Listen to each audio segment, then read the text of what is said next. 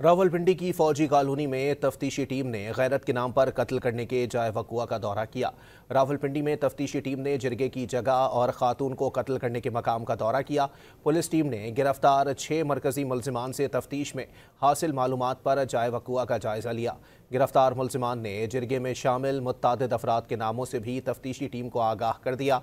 हासिल मालूमात की बिना पर मजीद गिरफ्तारियों का इम्कान है।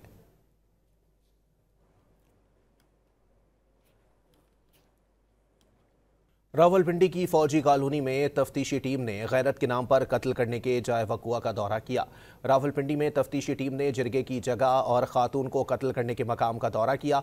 पुलिस टीम ने गिरफ्तार 6 मरकजी मुल्जिमान से तफ्तीश में हासिल मालूमात पर जाए वकुआ का जायजा लिया। गिरफ्तार मुल्जिमान ने जिरगे में शामिल मुत्तादिद अफराद के नामों से भी तफ्तीशी टीम को आगाह कर दिया। हासिल मालूमात की बिना पर मजीद गिरफ्तारियों का इम्कान है।